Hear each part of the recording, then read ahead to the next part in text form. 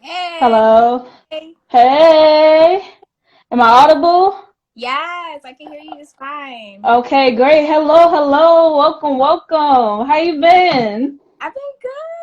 I miss y'all. Miss all of your Oh, faces. miss you too. It's good to see you again. Good to catch up and everything. So we're gonna let a few people join. While we waiting on some couple people to join, I'm just gonna make some quick commercials real quick, y'all. Okay. So for everybody in the chat, first things first, we got a DewMore in the house, hashtag DewMore in the house submission, which is going to be for fifth graders to 12th graders. You can go ahead and submit all your original poetry to info@dewmorebaltimore.org, or you can go on the DewMore Baltimore website, DEW Baltimore website. So for fifth to 12th graders, if you want to win some money during this quarantine, go ahead and just get up on that. Okay. Next thing is June 12th is going to be the next Salt Pepper Catch Up. So if you are That's my interested, birthday. oh really? That's your birthday. That's my Hey, birthday. okay. Speaking of birthdays, you ain't want to wish me a happy birthday, Mecca? Yeah, you caught. You caught. I gotta call your agent or something. It's like no. I It's like wish you no. all a happy birthday. I love you so much. Thank I am you, so thank you. sorry. But yes, okay, so now we know June 12th is Mecca's birthday and it is the next Salt Pepper Ketchup. So if you are youth or anybody who is down to be in the next Salt Pepper Ketchup, please catch us on June 12th. All right, and then the final announcement I got is for why am I forgetting? Wow. Oh, this next Salt Pepper Catch Up. Yeah, I don't know if y'all peeped how we did this, but the next Salt Pepper Catch Up will be with Ephraim Nehemiah. So you love this interview series and you down to hear another dope poet go ahead and spit and talk about their life in this plague and everything that's going on, please join us. So but we here. So now we have the lovely, the beautiful, the talented Meccamorphosis. Bam, bam, bam, bam, bam. Obviously, we ain't got an audience to go ahead and give all the claps, but please show all your love in the chat for Mecca. Go ahead and drop some fire, drop some heart, drop the salt, drop everything to let Mecca know that she is here and that she is loved. So I asked this Not too previously, much but salt. Bad yeah, love. not too much salt, not too much salt. We ain't trying to have no spirits up in here. No, no demons, no demons. But first things first, I already asked this a little bit, but how you doing, Mecca? I am doing good. I mean, quarantine got its stuff, but I think overall I'm fine. Yes, big facts. Oh, I'm sideways. Oh, I'm sorry. Hold on. Let me fix that. Okay, that's better. Is that And better, I got my Langston? Red Bull. I got my Red Bull and my water. So I'm like I got Red hydrated. Bull in the I'm back. Hey, that's what's up. You energized. You ready? All no right. sponsorship, no sponsorship over I here. mean, if they want to sponsor, I'm not They saying they should. shouldn't. Yeah, I'm not saying they shouldn't. So, but we just gonna go ahead and get into these questions. So Mecca, first thing I want to ask is like about social media because we saw like a post that you posted a while back. You got a poem about guns and like you wishing guns weren't a thing. Like and how many people that reached? That reached about 12,000 people. I'm pretty sure 12,000 people. Yeah, I mean the views it grew, but I mean 2,000 like over 2,000 people liked it, so it was pretty big deal. Right. So with social media, so do you feel like social media has a more negative influence on you or a positive? Because I know a lot of poets don't tend to post their work on social media because they are afraid of scrutiny and they're afraid of like bigotry. And then you did receive a couple comments in that post about, Yeah.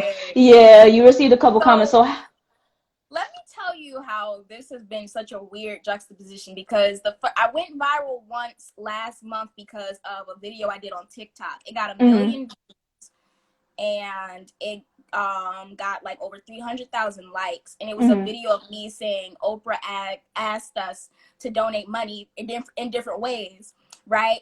mm-hmm, And what ended up happening was people were making fun of the way I said ask because I was saying ask because I was pronouncing it so hard. But right. it's like people kept making fun of me for that. So it got a lot of views because it was funny, but it also got a lot of views because people were making fun of me. So that was like a negative impact. Like I didn't put no hashtags or nothing. I was just on there to have fun. Yeah. But then once I was like, okay, fuck it. Excuse me, language. I said, okay, well, forget it. I'm just gonna keep doing me. And then also I didn't want to be like, I didn't want to be a poet. Like I didn't want to be a poet there. But I Right. ended up doing it anyway because there was like this huge movement happening with like Black influencers and Black creators, where it's just like there's so much racism on the internet right now, Yeah. like it's overload. Yes. And like it's like we have to continuously say something. So it was like 4 a.m. when I was just like, I just wrote, I was like, the words just kept coming. I was like, okay, fine, all right, spirits, like leave me alone. So I wrote it, I put it up, I put it out, and it got a lot of traction. And I think like, you know, it was kind of just, you know, that karma, some good karma coming back, you know, from like all of that negativity. And there's just, you know, on top of that, I think it was a very important message. So with social media, even though like the people are like, there's going to be negative people coming, you still have to put out what you want to put out. You shouldn't let nobody stop you from putting out anything, because it's your work. Like, people can choose not to look at something, but they Facts. choose to look at it anyway, Facts. right? So it's like, you know, from people sharing that video of that man being murdered, nobody wants to see that. Right. Nobody has to go see that. But if you are somebody who's negative in your spirit and negative in yourself, you're gonna go watch something like negative like that because that's what you want to see. You know, but you know, people are going to be people. One of my favorite quotes, and like everybody want to use it now, but it's from Men in Black, where it's like people are stupid, but the person is rational. The person is able to see something in my work is for those people who want to, you know, actually see something and you know, and take it in and digest it and see where it can go. Yes. Oh my God. I'm sorry. A fly is attacking me. Ah! Okay. Oh my gosh. I'm sorry, y'all. I'm getting attacked now. Okay. I'm sorry, but that We was gotta beautiful. save you. Yes. I'm good. But that was beautiful. Yes. So you really just like, even with the negative experiences, you still feel as though like it's not up to the negative experience to shape how you determine what you should post and things like that, basically. So like with social media success and going viral and things like that, like, so what would you say you define success as an artist? Do you think it's going viral, whether it's negative or positive? Do you think it's, you know, cheers with us or snaps? Like, what do you define success in this day and age with so many streaming platforms and with people who can share quickly and people who can comment quickly and just all these critiques, but also positivity going on? What would you consider success now, basically, as an artist? Right. So the fact that people are even are still reaching out to me and feeling some worth with like thinking that they still need me as a poet, they still need me as a voice. Like, it doesn't matter how many numbers it is of people reaching out to me. The fact that they still are, I think that makes me successful. That's been fulfilling me enough to be like, okay, people still want to hear my voice. People still want to hear my writing. So that has made me very happy. And at this point, I have to really define success differently, because it's like I'm not out here, you know, I'm not able to go physically be places and stuff like that. So it's like the way I define success now is just whoever sees it is the people that need to see it. Like, these are the people that need to watch this. These are the people that need to be here. Like, there's so many people under my comments now, like, oh, this needs to be viral. This needs to be this needs to be that. I'm like, I'm glad that you saw it because you needed to see it. Right. And I'm glad that I've adapted that energy, because if I didn't, I feel like, you know, I'd be trying so hard for, you know, like me to push all these things, spending money on ads, blah, blah, blah. Like, everybody needs to see this. Everybody needs to see me. No, the reason I became a poet was not only is because of creating family, creating resources, and using my voice. So it's like, these poems are important. Yes, I'm cute, but these poems are still important, and these are the messages that need to be spread, you know? And with that, so with success, also, a lot of artists feel as though a lot of success is determined by money, because a lot of the times artists aren't offered money, and a lot of times artists are offered a lot of money. So like, when money comes into the equation with success and with art and with all these things we are creating, like, what would you say, like, what advice would you give basically with like the influence of money and like how that shapes how you write, when you write, what you write, things like that. Like, because I know a lot of the times poets feel as though they aren't necessary in the world because their art isn't necessary in the world because they aren't making enough money off of it. They feel as though they cannot be a successful poet, successful teacher, successful rapper, anything else because they're worried they can't even survive. So what is your take on like money with art? So here's my thing.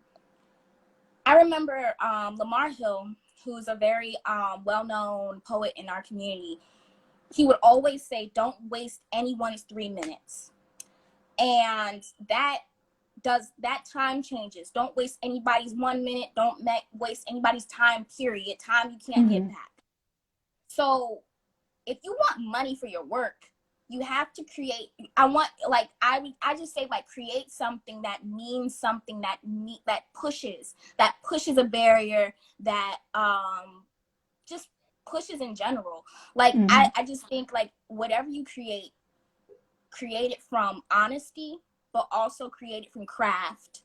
And like, you know, really like make sure you're pushing yourself as well as as well as pushing your audience as well, because I think that's where the support comes from. Because I think when we think of money, like we're thinking of support.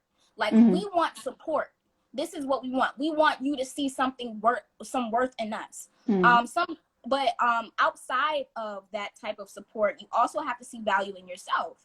Like there's a lot of art that we see that we probably don't like the most, but because that person believes so much in themselves and because they work so hard in what they do and they know their audience, they are able to achieve and get that support.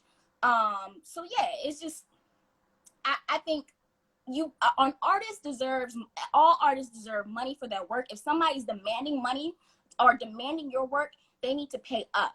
That's just point blank, period. They have to pay up. Like somebody the other day was like, "Hey, I would love to edit one of your videos for free." I was like, why would you want to do that for free? They said for exposure. I said, nah, we don't do that here. Like, what is your rate? Like, I'm glad you want to work with me, but what's your rate? Because it's like, even though, you know, sometimes we might not be able to pay the most, but we should be able to pay what we have. Yes. Because that amount, whatever amount you're able to give, that is where that support comes from. That's where that belief comes from, and that's when other people start seeing your worth as well as you. Right. I agree with that, and I hope y'all are listening to this, because if you're trying to get your poet friend to do a little thing, you're trying to get your rap friend to do a little thing, pay them, please. I know we all have people in the community who are struggling, you know what I'm saying? Like, you never know when somebody is going to need that money that they did in that performance. Performances take energy, you know what I'm saying? They definitely take that energy out of an artist. So never. You're giving so much of yourself. Yes, absolutely. And I feel like, yeah, it's like if you're giving a piece of yourself away, what are you getting back? You have to be the one to understand what it is. What is this worth? What do I need in order to get what I gave away back? Yes. So it's like either that is just you going out performing because you want to be with your friends and your friends hug you and love you, and that is your support. Then that is what you should demand in a way. It's just like, don't just take from me. Like, I need you here with me after I'm finished. Like, if this poem hurt me, I need you here when I'm done. Or if you want me to go and perform my pain somewhere, are you going to pay for my pain? Yes. What are you going to do? How are you going to give me back what Absolutely. And absolutely.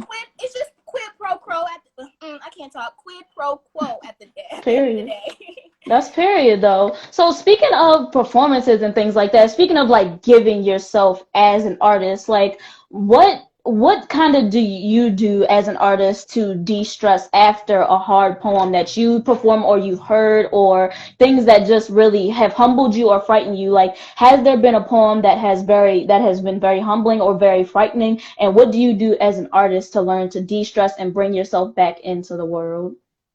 I feel like, okay. So I'm gonna answer the first question. One of the poems that scares me the most is probably the one about me getting assaulted as a kid by other kids in my family, and I feel like what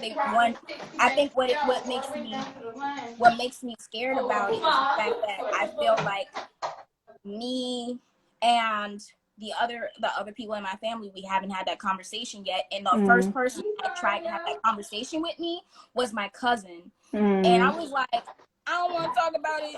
That's something that I should talk about with my parents. Like, I don't really want to talk about with you. Like, she's my heart though. My oldest cousin, she's my heart. But that's one poem that scares me. One poem that makes me feel, I think what you were saying was like one that kind of changed Humbles that whole you. vibe for me, is the poem that I wrote about my friends and how much I care about them and how much they have taught me.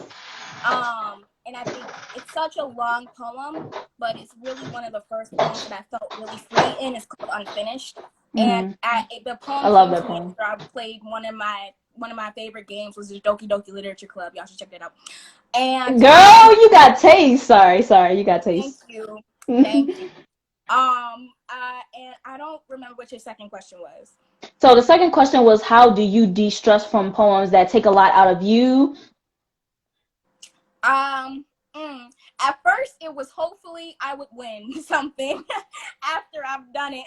Yeah. And, I mean, as long as I have my friends with me, I really don't need much to de-stress after a poem, but I do know I shouldn't push myself to try and do anything else afterwards. Like, I should just, come home, maybe take a rest for like a couple days, not try and go push myself to go outside and be seen or stuff like that. But as long as I have people that care about me around me, I'm good. Like, I'm chill.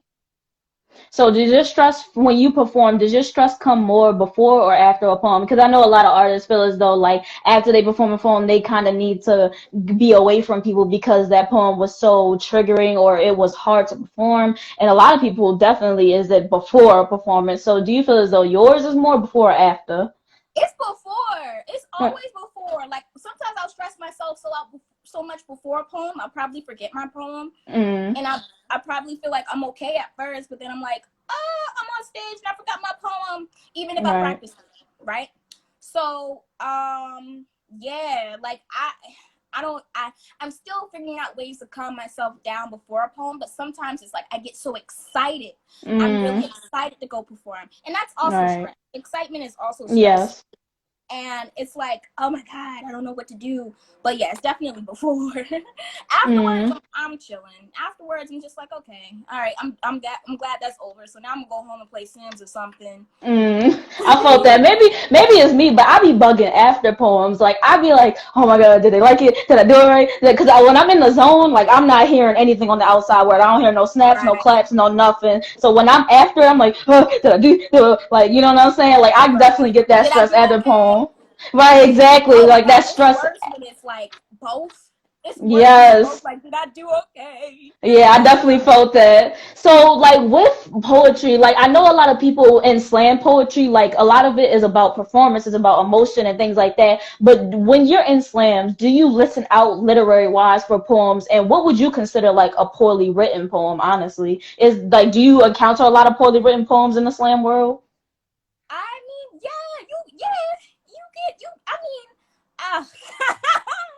you hitting my morals. Because I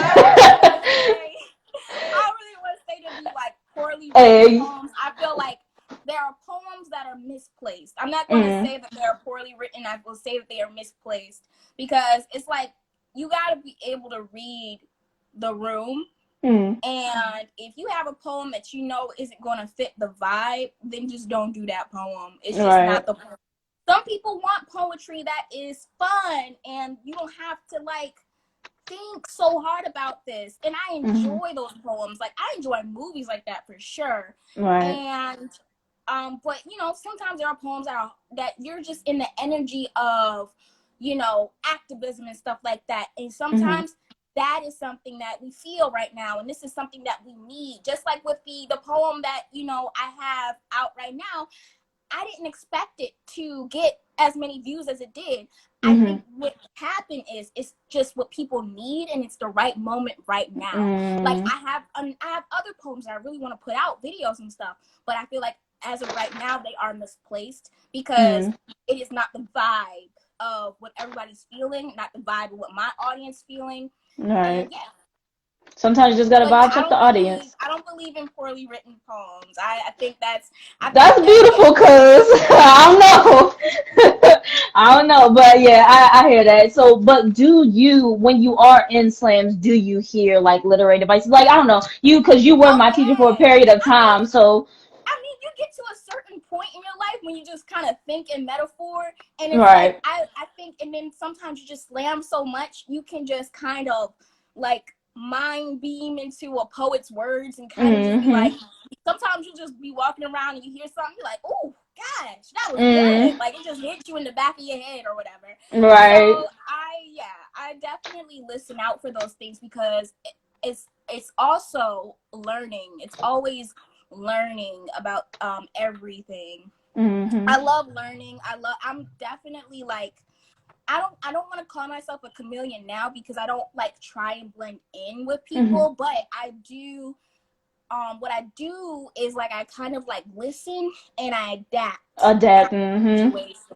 And I'm like, wow, that is amazing. Like how can I take that, adapt and change it to something Yes. that That's beautiful. Yes, yes, yes. I felt that all the way. So, I know you said a little bit about like a movie that you really, really like. So, since we're in quarantine and we gotta figure out ways to keep ourselves together as people and as artists, is yeah. there a cartoon or anime or movie that influences you to write a lot? I personally love Avatar and the Boondocks. Every time I Oh watch my those two god. shows, they always make me want to write. So is there shows that you look out for and that you would recommend to people to look out for, to write to, or to write about?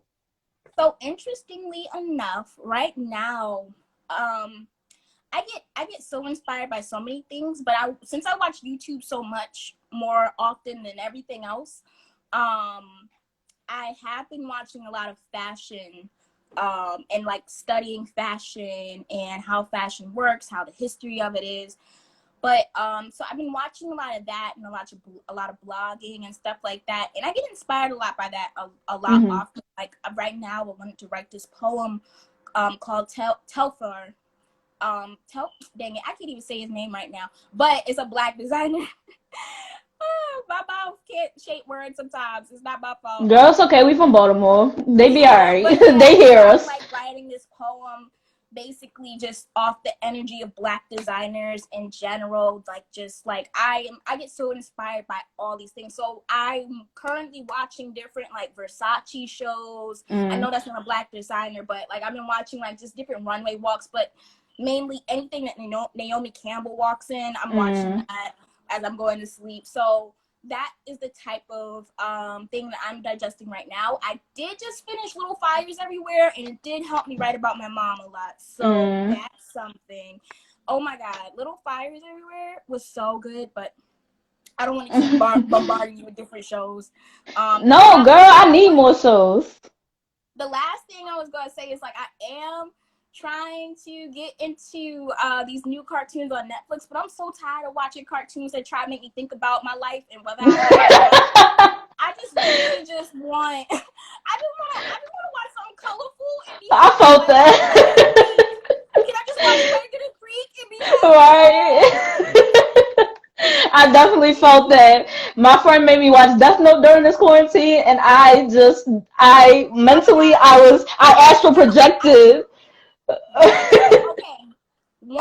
I'm not gonna spoil nothing, but once a certain character died, I was no more good. Let's I not said start. I'm not watching the show. I Let's not said start, no, thank Mecca. you. Huh? I said let's not start because I am Oh, we broken. can talk Like, about it. okay, that's a bet. We That's can a talk about bet. it. I just All know right. if there's gonna be a couple things that I cannot handle when watching a show is divorce, cheating, and somebody that I really like dying. Yep, and that's big facts. So yeah, keep on the lookout for those shows that Mecca mentioned. You know what I'm saying? It's good to just try and draw inspiration during this quarantine, or do you? Honestly, sometimes we don't even need to have inspiration. Like it's cool to just chill while we in all this.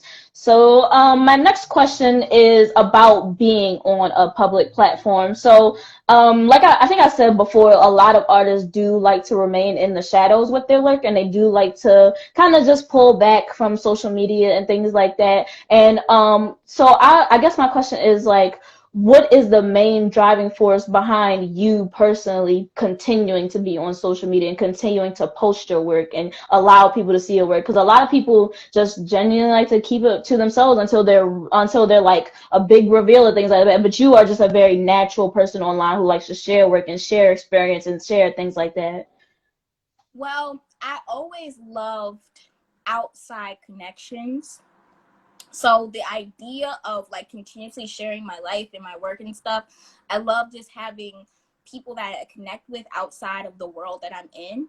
Mm-hmm. On top of that, it's just, yeah, I think that's probably like my driving force for anything that I do. But I'm also always very inspired by people, and Mm-hmm. I love, like, anytime that I want to be a part of a project, it's because I love the people that are a part of the project, and I love the story that they've created. So it's like, it's like, so anytime that I'm putting something out, I'm like, hey, I got this story and I want to connect with you. Right. Like, tell me what you think, tell me your thoughts, and like, connect with me on this. And that's something that that's literally the driving force of my whole life. And Mm. I think one thing I do want to practice is kind of learning how to be a balance of being out and in people's faces, lovingly, but also keeping some things in the shadows until they're ready. Mm-hmm. Because, oh my God, I had so many ideas during this quarantine that I'm trying not to put on Facebook right now. I'm just like, oh my Yes. God, oh yes, y'all, blah, blah, blah, blah. And I'm always like running my Mm-hmm. mouth. And I'm like, you have to understand that not everybody wants you to succeed.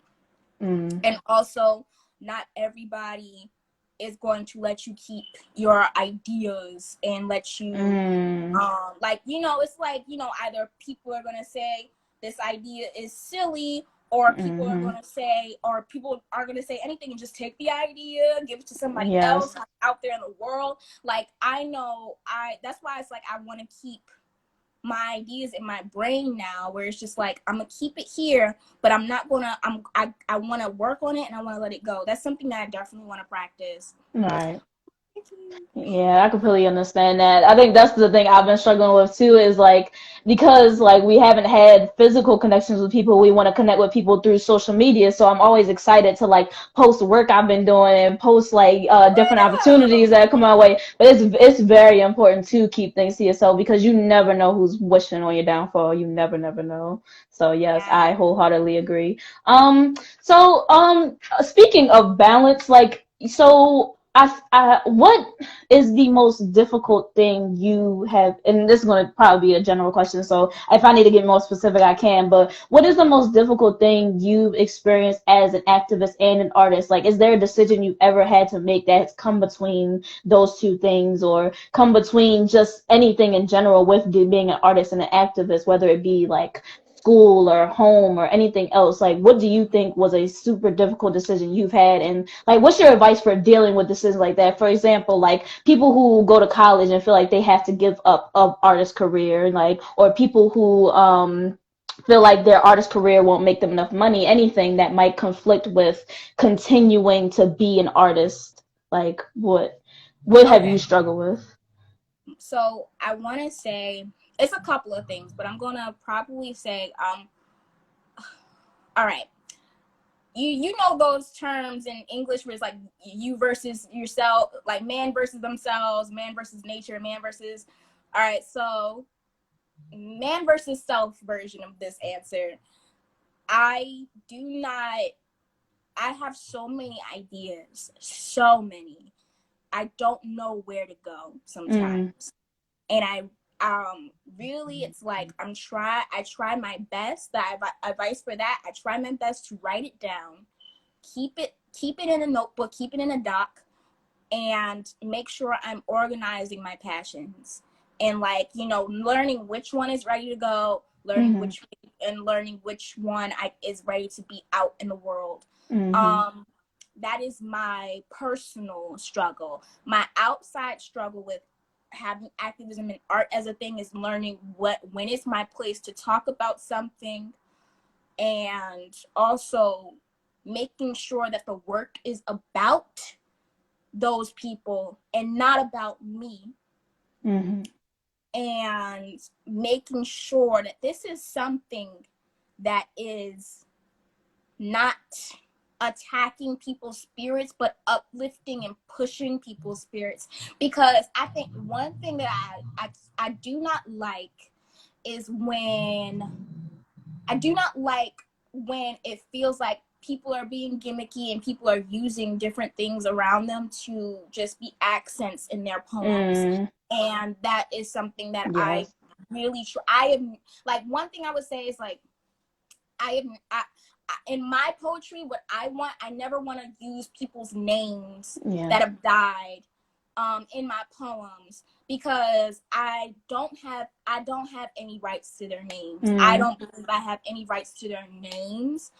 I will write this for them, but I do not want to use them as like, you know, just like as accessories in my poem, like a little dash, like a little something.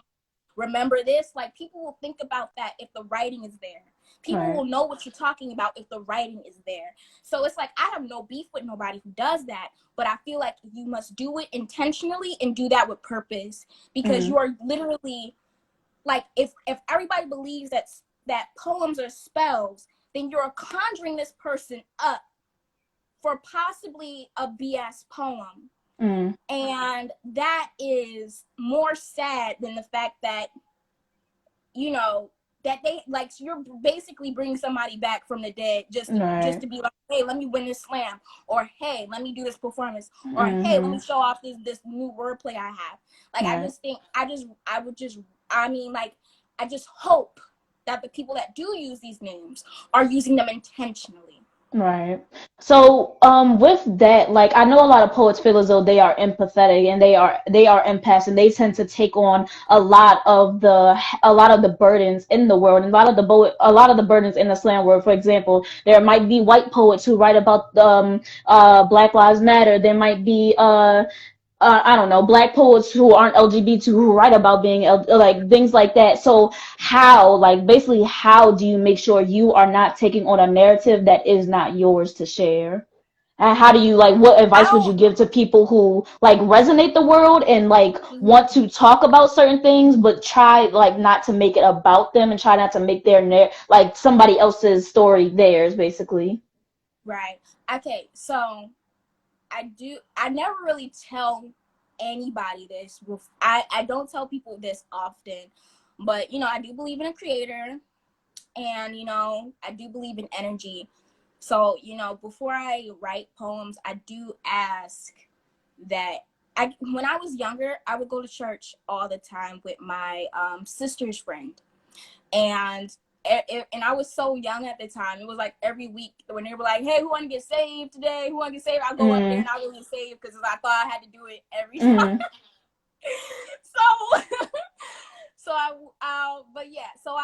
So religion is very much a big part of me. So like every now and then I do pray. I do pray. I pray before I do poems that I feel like are very difficult, because I just hope that it is different spirits speaking through me, and that, you know, these words are meant. And, like, you know, I just don't, like, that's why I was like, when those words came to me at 4 a.m., before all of this, I've been ignoring every single type of notification about this man's death. And every time somebody posts about it, I'm like, oh, Yes. Right? And then this movement starts on TikTok of this man being silent and just having a video of him silent, him saying, we will not dance for you. We will not do this for you. We will not do this for you until you respect different Black people's bodies. And then 4 a.m. hits. Words come into my head. Bam, bam, bam. I was like, oh, I was mad. I was mad. Because in this way, I was being called, you know? Yes. And it's like, you know, and I was like, this, and I can't ignore it, because this is what I asked for. Like, I asked for my words to be a movement, right? And I'm like, that's all I can really ask for. And that's the only way that I'm able to make sure that the words come from me. But I do, like, after I do finish a poem and I'm trimming the fat of the poem, I'm like, okay, So where was I tripping? Mm. Where do these things really matter? What really matters in this poem? And I also, something that's a good writing point is to ask is to understand what questions are you trying to ask the audience, and what questions are you trying to ask yourself? Right. What are you trying to what feel are you trying to create? And like make sure you stick to those things. Right. So yeah, so it's like, just trying my best to do that, because it's important. It's really important just to make sure you're continuously asking yourself, who is this for right now? Right.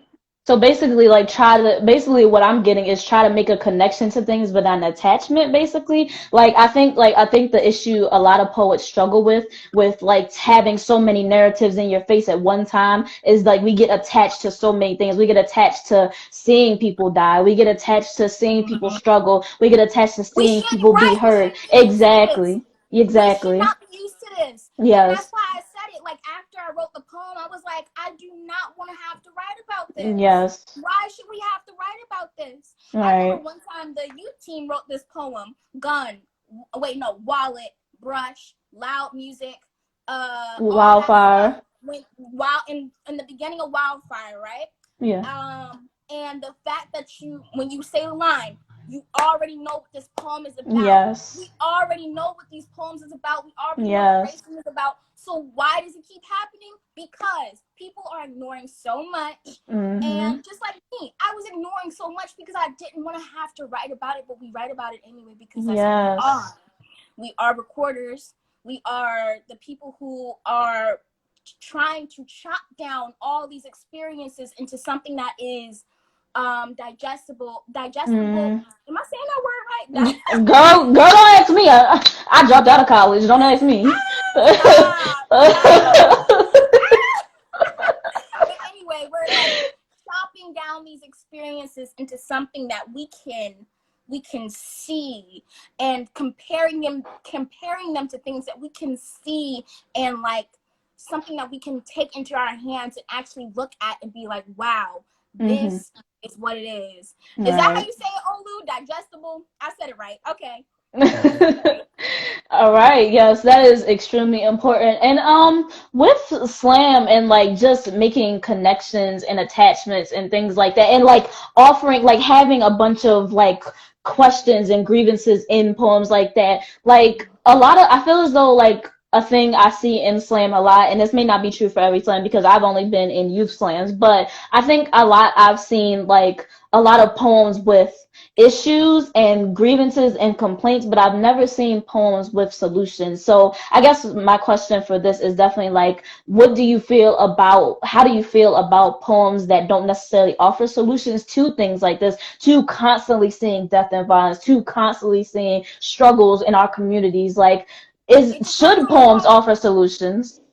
It depends on the poem.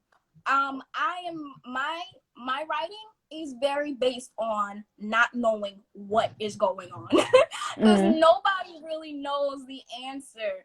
Like, I remember one time I tried to write about what does freedom even look like. Like, what does it mean to be free other than having privilege of a home, privilege of having money, privilege of being able to be seen as just a person, and not a black person, because race doesn't exist. Race isn't a thing. So, like, it depends on the poem. People who talk about death, it is the experience. Sometimes it depends on who the person is. Like, it just depends on the poem, because there are poems that you can feel like, okay, this gave me nothing, but that's probably because it just didn't give you anything. I don't think anything. I think poems that kind of don't have the answer should be able to address that it doesn't have the answer. If they don't address that, then I feel like then it's a poem that's just like, okay.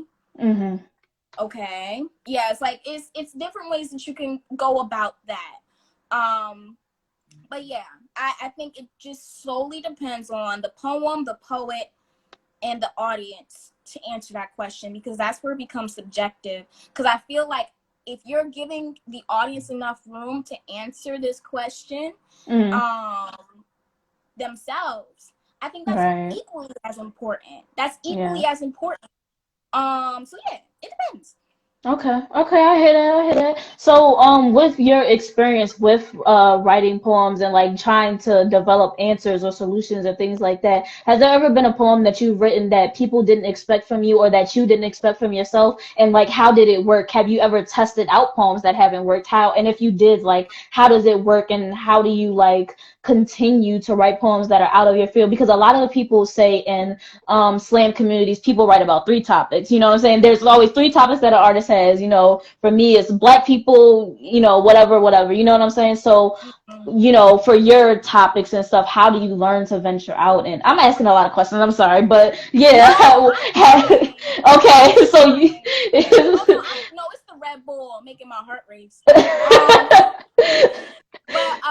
no, man, I don't know. So the first poem where I was really like shocked at my writing was probably autocorrect.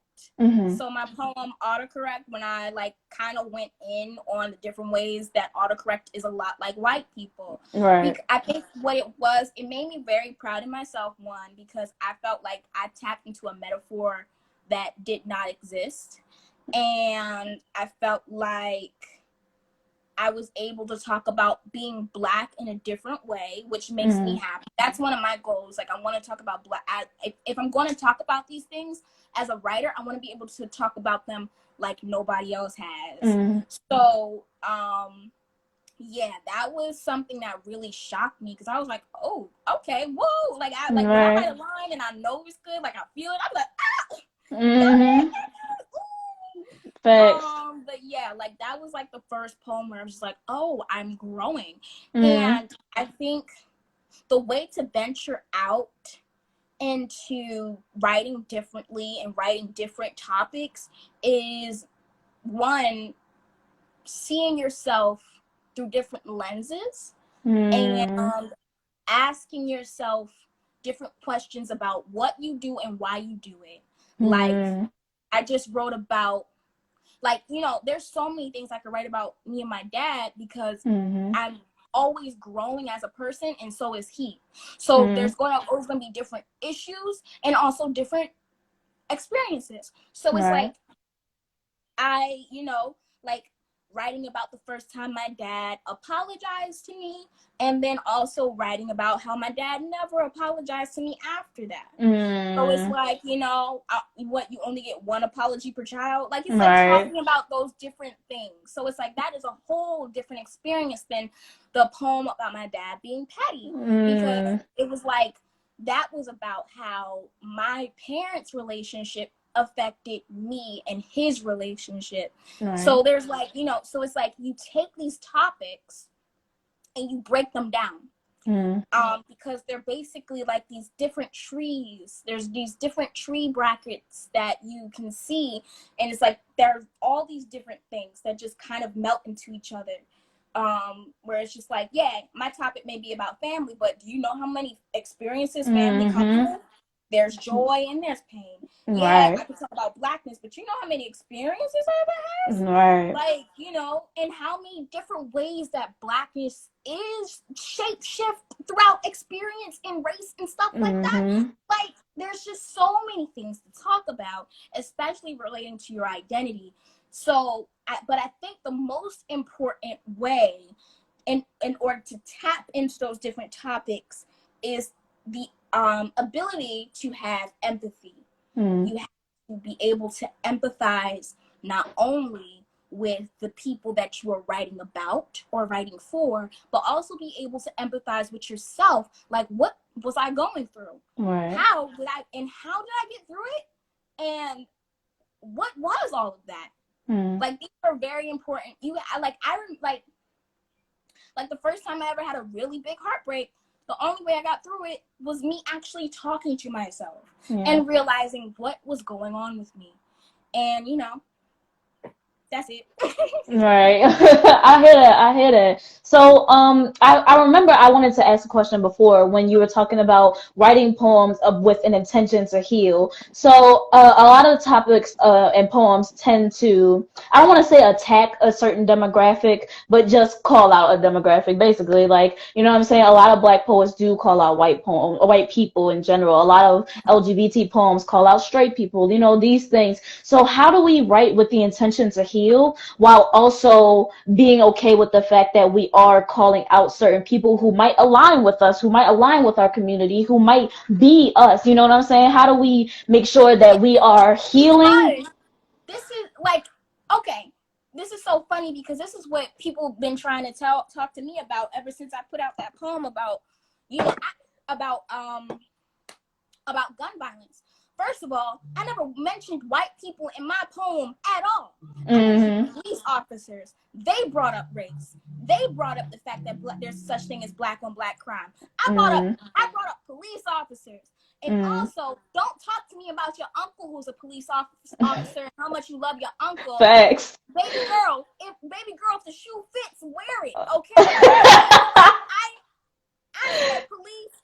Just like y'all be talking about black people, y'all want to generalize black people about being ratchet, all these stereotypes, and I'm going to generalize police officers. Right. If the shoe fits, wear it. If you get mad, you are who I'm talking about, and you need to stop getting mad about it. So white people, why are you getting mad about something that probably has nothing to do with you? If you're not mean to black, if you're not racist to black people, because racism is a systematic thing. If you are white, if you have privilege, you are contributing to racism. But basically, it's like this: just because you are racist doesn't mean you do these things. Right. I'm white. I don't do these things. Then right.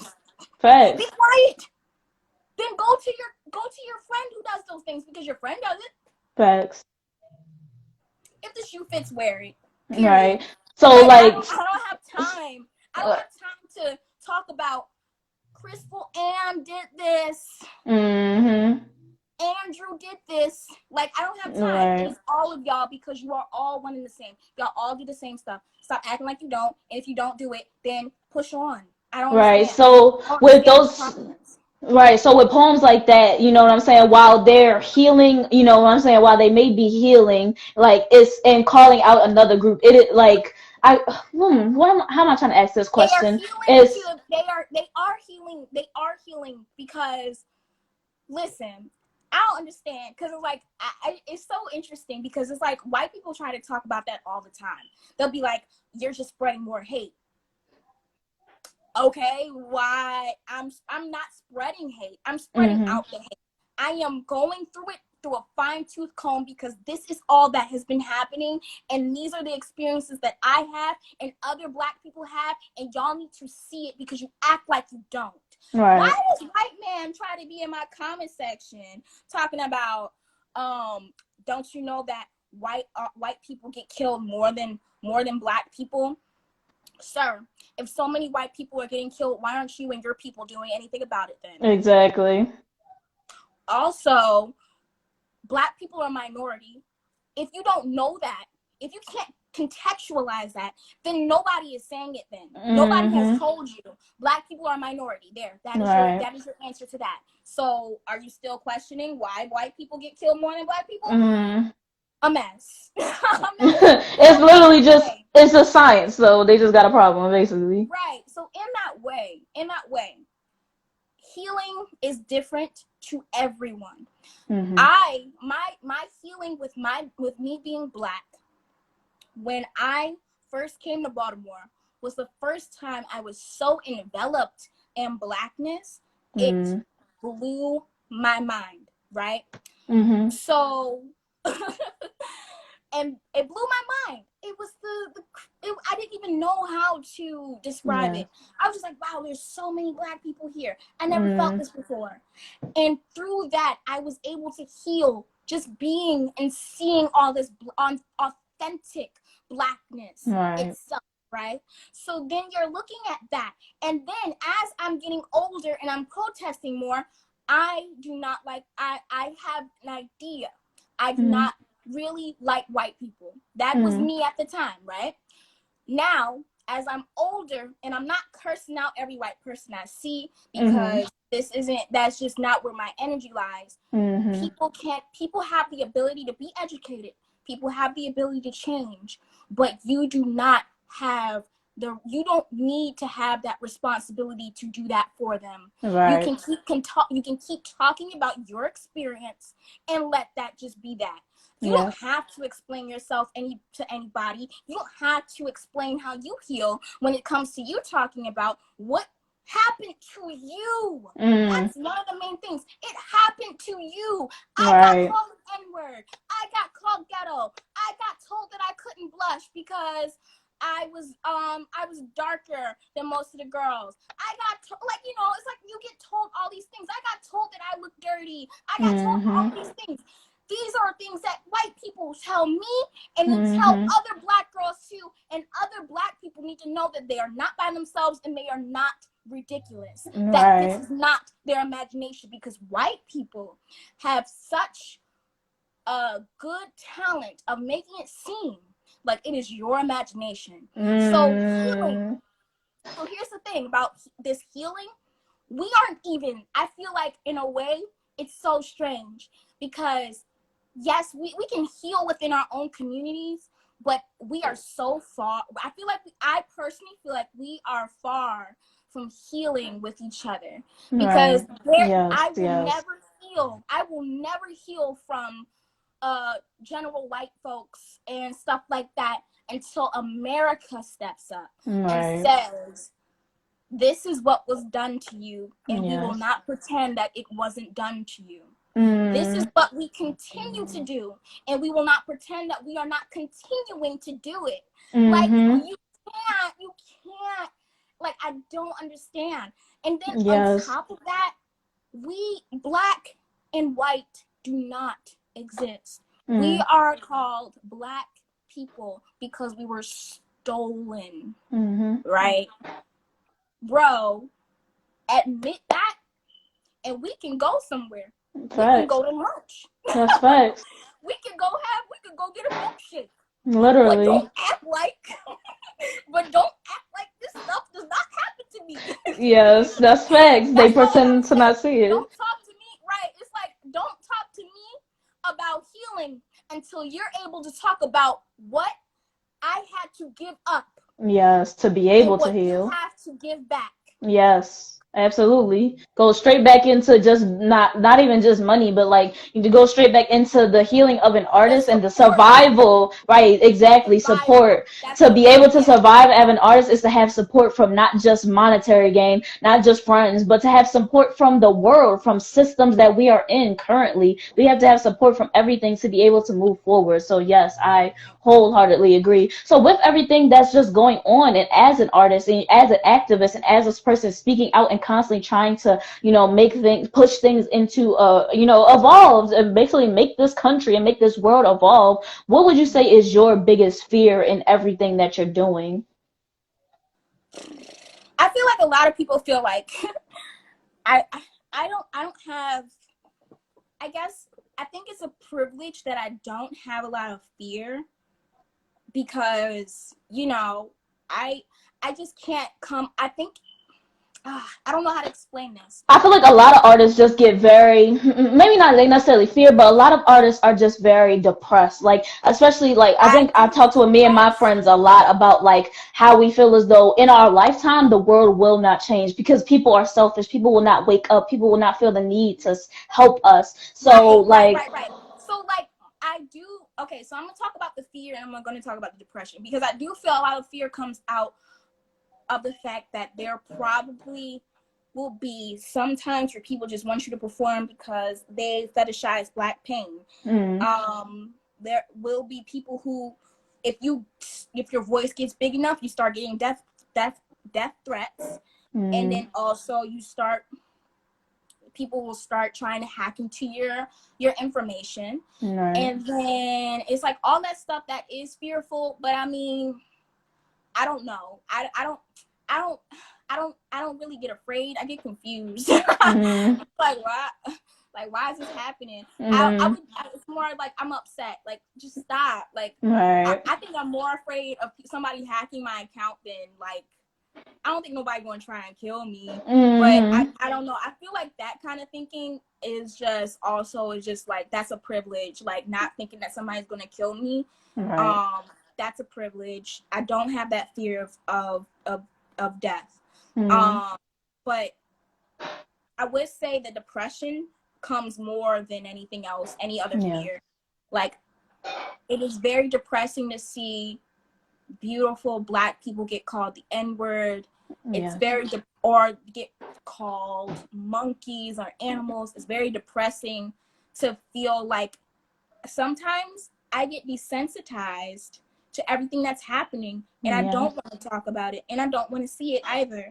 And it's like, how, like, our feeds are literally always made up of missing Black kids. Yeah. Where it's like, yeah, I want to share this information, but God, am I tired? Yes. And it's Yes. like, also on top of that, and that's just so scary to think about too. Yes. Right. Yes. And I got to think about the fact that my little sister isn't here with me. Yes. And also very scared of the fact that what if she is here with me, and this is and here's where she gets taken. And also it's just it's those types of it's that type of depression that comes frequently. So yeah, I do get depressed, but I don't really have a sense of fear, and I think that's why my mouth is so big. I think that's important, honestly, to not have a sense of fear, because I think the issue is like a lot of movements stop because of fear. Like, I think like the issue is that we just because one person, one person is our leaders and they get offed or they get killed or something like that, that leads a domino effect of everyone else falling back and being fearful. But it's like, we really have the power to do anything, and it's just about laying down, what is the cost of freedom? What is the cost? Like, what are people willing to put down for everything? And I don't know. It's just it's tough sometimes to wonder if anybody is willing to anybody's willing to really change the world. Are people okay with how the systems are, and are we going to change things? So yeah, I don't know. It's just like you want so badly for people to just wake up and just not feel like we have to deal with any of this anymore. Oh, Slangston just told me to drop my Cash App. Oh yes, please, because it's 2 minutes on a timer. I could do that. Hold up. Yeah, drop. Can you get in the comments? I could do that right now. Hold All right, let me get some cheese stick nuggets. There we go. So we have 2 minutes remaining, so we are going to end it here. First off, Mecca, thank you so much for your beautiful words. I appreciate you. Obviously, you was my mentor for a period of time, so we just, we got a little thing going on here. You know what I'm saying? We get see each other. This is the best interview that I've ever gotten. Thank you. I appreciate that. I see my friends in here. Yes, please, everybody. I'm sorry I didn't get to talk to y'all, but hey, Madison, I saw Hannah, saw Olu, yes, Sadia. So yes, all y'all beautiful people that dropped down, thank you so much for coming out and showing love always. I love y'all. Turquoise, nice to see you. I love seeing all these beautiful people. Thank you so much, Danny. Yes, all these beautiful people. So the timer's running out, so I don't want it to cut out while I'm talking. Mecca, thank you so much. Y'all go ahead and donate to the beautiful Meccamorphosis. Please follow her if you do not already, which if you don't, you a clown. So this is going to be the end of this, and please remember to catch next week's Salt Pepper Catch Up with Ephraim Nehemiah. We're going to be here. We're going to be popping off again. Thank you so much, Mecca, again. Okay, we're going to go. Thank y'all.